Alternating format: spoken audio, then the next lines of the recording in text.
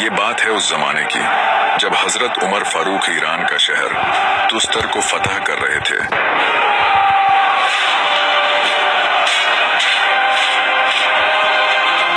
جب جنگ ختم ہوئی اور آپ نے تستر شہر کو فتح کر دیا تو آپ خود مدینہ منورہ لوٹ گئے، لیکن آپ کے ساتھی ایک مفتوحہ شہر کے قلعے میں داخل ہوتے ہیں۔ اس قلعے کے اندر ایک ایسا تہخانہ ملتا ہے جس کے اندر ایک تابوت رکھا تھا۔ جب وہ اس تابوت کو کھولتے ہیں تو وہ حیران رہ گئے۔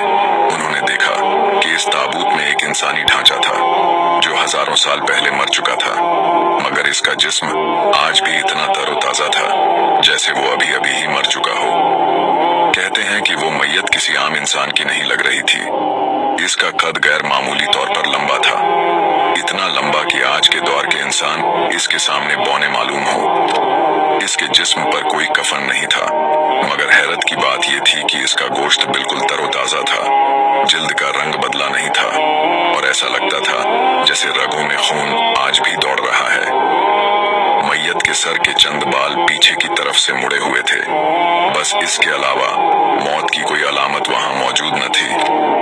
وہاں موجود مقامی لوگوں سے جب پوچھا گیا کہ یہ کون ہے تو انہوں نے کہا، یہ وہ بزرگ ہیں کہ جب ہمارے علاقے میں قحط پڑتا ہے، بارش نہیں ہوتی، تو ہم اس تابوت کو کھلے میدان میں نکال لاتے ہیں اور ان کے وسیلے سے اللہ سے دعا مانگتے ہیں۔ ابھی ہم دعا ختم بھی نہیں کرتے کہ آسمان سے پانی برسنا شروع ہو جاتا ہے۔ یہ سن کر صحابہ کرام خاموش ہو گئے۔ وہ سمجھ گئے کہ یہ کوئی عام بزرگ نہیں بلکہ اللہ کے کوئی برگزیدہ نبی ہیں۔ وہاں اس میت کے سرہانے ایک قدیم صحیفہ کتاب بھی رکھا تھا۔ حضرت ابو موسیٰ اشعری نے فوراً وہ کتاب اور تمام تفصیلات حضرت عمر کو مدینہ منورہ بھجوا دی۔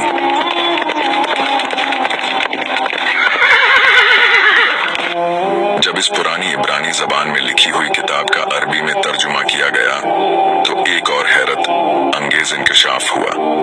اس کتاب میں صرف ماضی کی کہانیاں نہیں تھیں بلکہ اس میں مستقبل کی پیش گوئیاں لکھی ہوئی تھیں۔ اس میں آنے والے فتنوں، جنگوں اور سب سے بڑھ کر امت محمدیہ صلی اللہ علیہ وآلہ وسلم کی عظمت کا ذکر تھا۔ اس میں لکھا تھا کہ آخری زمانے میں ایک ایسی قوم آئے گی جو اللہ کی ایسی عبادت کرے گی کہ اگر قوم نوح یا قوم عاد و سمود ایسی عبادت کرتی تو ان پر کبھی عذاب نہیں آتا۔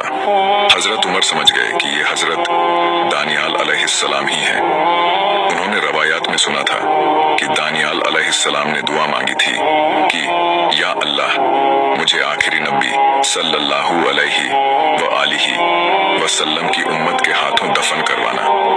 اللہ نے اپنے نبی کی وہ دعا قبول کر لی تھی اور صدیوں بعد انہیں یہ اعزاز بخشا کہ ان کی تدفین صحابہ کرام کے ہاتھوں سے ہو۔ مگر ایک بہت بڑا مسئلہ کھڑا ہو گیا۔ جب لوگوں کو پتہ چلا کہ یہ اللہ کے نبی ہیں تو ہر کوئی ان کی قبر کی زیارت کے لیے ٹوٹ پڑتا تھا۔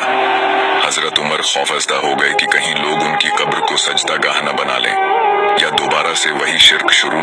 تب حضرت عمر نے حضرت ابو موسیٰ اشعری کو ایک خط لکھا۔ دوستو، حضرت ابو موسیٰ اشعری کو مدینہ منورہ سے حضرت عمر فاروق کا خط موصول ہو چکا۔ حضرت عمر کا حکم تھا دانیال علیہ السلام کو ایسی جگہ دفن کرو جہاں کوئی پہنچ نہ سکے۔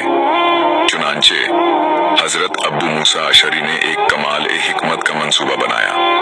انہوں نے تستر کے دریا کے پانی کو ایک طرف موڑا اور دریا کی خشک گزرگاہ میں 13 مختلف مقامات پر قبریں کھودنے کا حکم دیا۔ رات کے آخری پہر جب پوری دنیا سو رہی تھی، صحابہ کرام نے اس مقدس میت کو اٹھایا اور اسے خاموشی سے ان 13 میں سے کسی ایک قبر میں دفن کر دیا گیا۔ کسی کو نہیں بتایا گیا کہ اصل قبر کون سی ہے۔ تدفین کے بعد تمام 13 قبروں کو برابر کر دیا گیا اور دریا کے پانی کو دوبارہ اپنی اصل جگہ پر چھوڑ دیا گیا۔ لیکن دوستو، اس تدفین کے وقت ایک ایسی چیز ملی جس نے تاریخ دانوں کو تحقیق پر مجبور کر دیا۔